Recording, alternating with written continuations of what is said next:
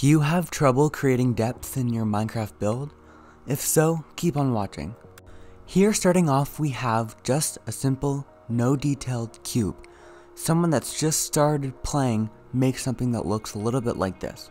It has absolutely no detail, but it does the job for protecting yourself from a lot of mobs. Next we have the same size cube, but just this time it has a little bit of framework. This person was trying to make it look a little bit better, and it did, but you can do so much more. What he was trying to do is make a frame, but he was a little bit unsuccessful. To create a proper frame, you want to punch out the frame a block out from the build. This does several things. It lets you give a better shape to your build, but it also allows for space for detailing. This is definitely a step up from the first two, but you can take it even further. You can connect all your pillars with wood from the top. This further alongs your detailing, and it helps make the build look nicer. Now having that, you can create something that looks a little bit like this. These are obviously still very simple, but it shows how you can get quite a bit of detail in such a small area. Here we use several techniques to create a little bit of depth. Number one being we use glass panes instead of glass blocks. Glass panes are a little bit smaller and give a little bit of depth from the block to the window. Secondly, we use flower pots in front of the windows. Not only do we use flower pots, but we use larger flowers. When you have larger flowers, it automatically brings the person's eye up to the color overall looking at the window. Last but not least, we put the doors on the inside of the block as opposed to the outside. This will make the doors look better and not as if they are at the same level as the walls. I use several techniques to create depth here. One of them is that I made the top level a little bit smaller than the bottom. This makes it so that it's not incredibly repetitive, and it helps to break up the first level from the second. The second technique that I used was bringing the pillars out.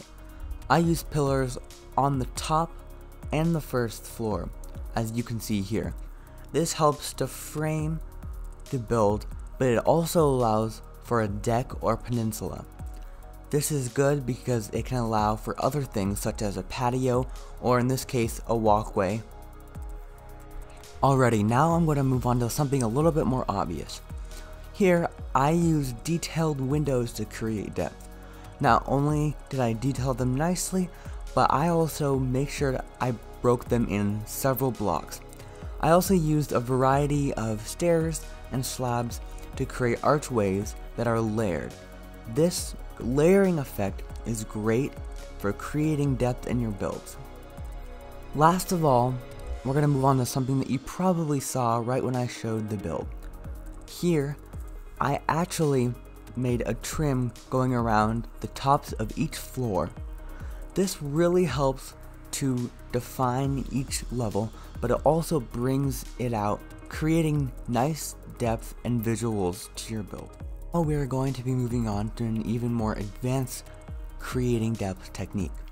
Here, I use a bunch of different things. The first one being I use 3 types of wood.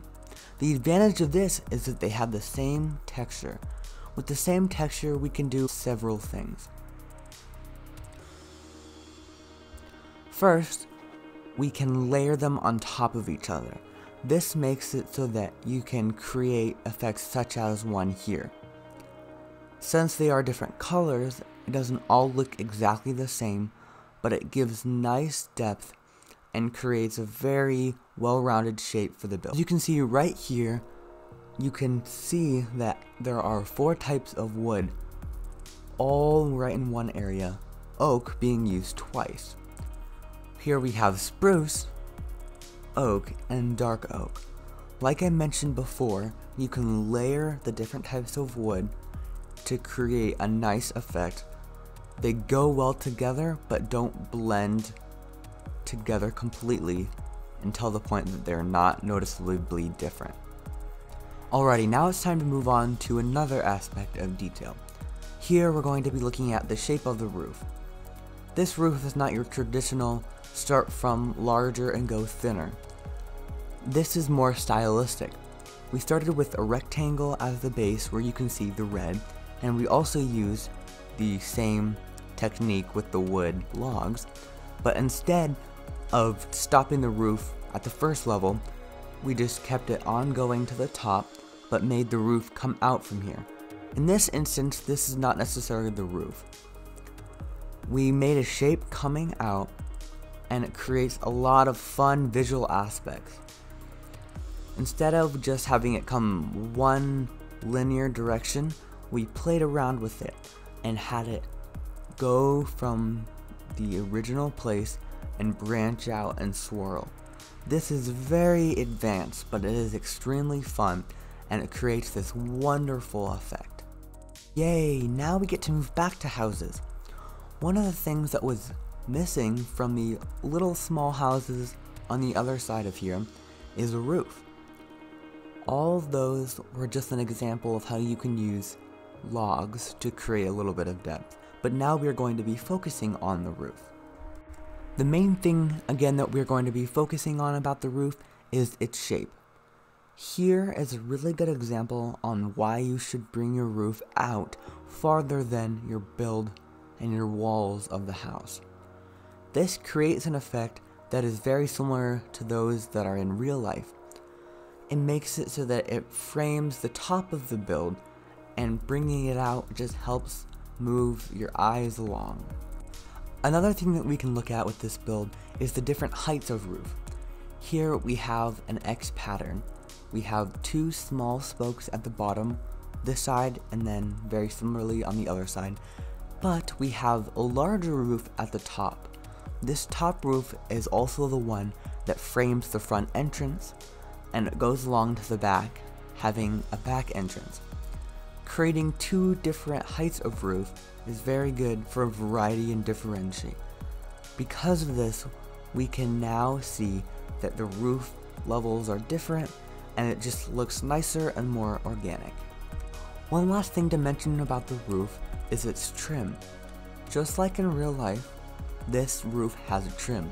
This also helps tell the observer of the build that this is where the roof ends.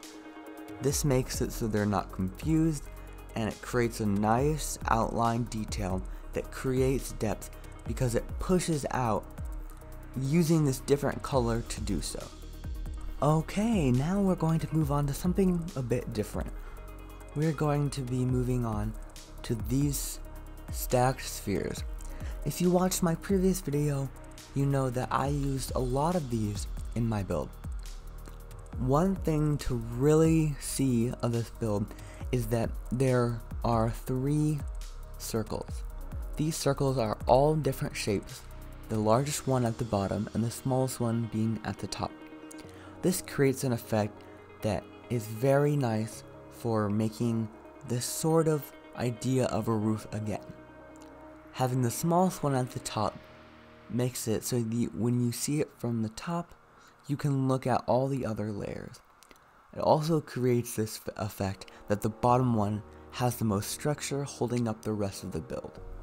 A crucial thing when building this type of structure is the base. Here, the legs of the tower are very supportive. They have different layers, and for aesthetic, they have different blocks and textures. If you look closely, these pillars are coming out farther than the sphere. This helps further that structure mentality, making it really look like the pillars are holding up the structure. This is crucial if you're trying to create depth. Having good supportive pillars are very, very, very good ideas when you're building something like this, because it gives you the opportunity to detail something, but it also just allows you to create a realistic supportive element. And this is very, very good when you're trying to create depth, because when you have something that comes out, it pushes everything else back. This is the whole idea of creating depth, and this is a very good way to do it. The last component for this tower is the very top. A good way to create depth in your builds is to have the very top taper out. On the Japanese build, this was not the case, but it did come closer together at the top. But here, it eventually comes to a one block.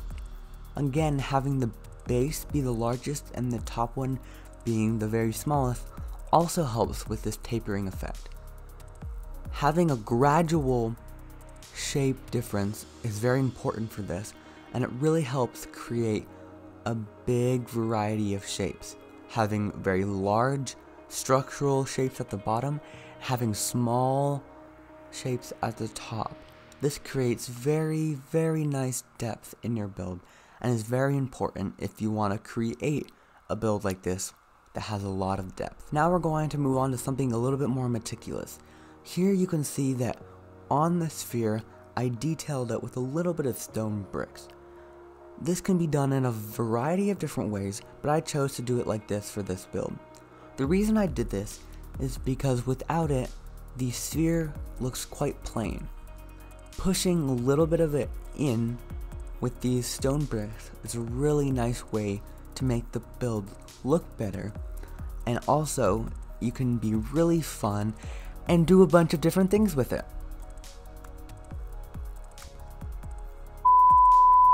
Moving on to our last structure. As you can see, this is a quite small build to have this much detail, but one of the ways to create depth is getting a lot of detail into small areas. Here, we layered the roof on top of each other a lot of times. This is one of the examples of how you can create depth in roofs. We use different blocks, and even things coming off the blocks, like here, I used stone walls, and I also used end rods. This is really nice for creating some variety, and also just creating some differentiation from everything else. Now we're going to be going on to something, again, that you probably noticed right when I came here.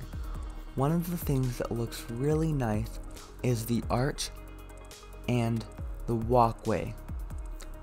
I used a lot of slabs and stairs to create these, but having a nice detailed arch in this example is actually a great way to create some depth. If you have an arch that has shape to it, it makes it so it's more noticeable. When you have a more noticeable element, it pushes everything else back. This is really nice when you're trying to create depth because it is a really easy way to do so. One thing to note about this specifically is there's two layers right here. Again, going back with the framing, why we use 2 layers instead of 1, and you can actually use as many as you want, but 2 is roughly about what you want to use if you're going to make a detailed arch like this. I used 2 so that I could have my first original shape, but I could even go in further and create some more shapes up farther down and bring it out 1 block down so that they're noticeable. This is really nice, and it works well for creating nice detailed archways. Another thing to notice about this is that it has quite an interesting shape. I started out with a simple square, and I started to change it. Don't be afraid to do things that are outside of your comfort zone. I really went at it and created pillars that are very nice and they give shape. One thing that can help if you're a bit nervous about doing this is to create a symmetrical build such as this. When that is present, it makes the person looking at it realize that this was not a mistake, but it actually makes sense and it looks nice for the build. I know I mentioned this a little bit earlier, but I'm going to come back to it right now.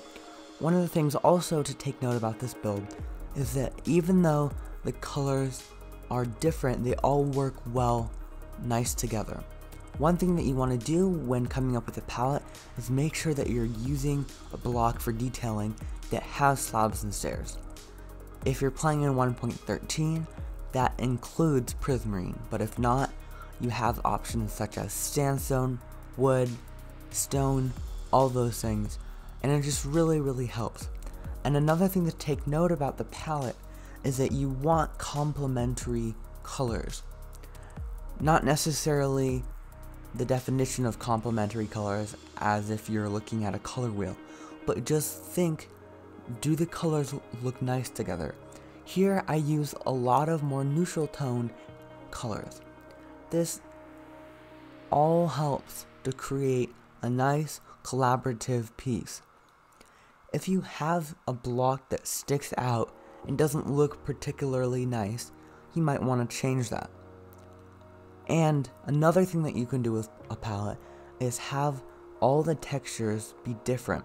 If you're creating a roof such as the one over in the Oriental style build that I showed you earlier, a more similar type of block would look very, very nice. But here, I think it looks really, really good having different textures and colors for the roof layers. And I know it's not easy to see this, but I actually did repeat sandstone. I used it as the first and last layer. Again, don't be afraid to do stuff like that. If you had 2 layers of sandstone right next to each other, that might look a little bit funny, but you can still do that. The one thing about doing that is you might actually lose a little bit of depth, because one of the reasons why this looks nice is because having different blocks separates all the layers from each other. Even if you notice the 2 sandstone layers I have at the bottom, yes, there are 2, I know I just said 1, but there actually are 2. They kind of blur together, and this is the whole point that I'm trying to explain to everyone about when you're trying to make depth. You want to push and pull things out, and a good way to do that is to create contrast. So if you're having 2 blocks that are very, very similar in texture and or color, it's very hard to do contrast. And one of the reasons why using those types of wood in the Japanese style build is that they're not very similar structure shapes. Since one part is going down and going up, we don't have any problems. But again, if they're like this stacked on top of each other, you want to have some color differentiation so that you can have a lot of cool effects.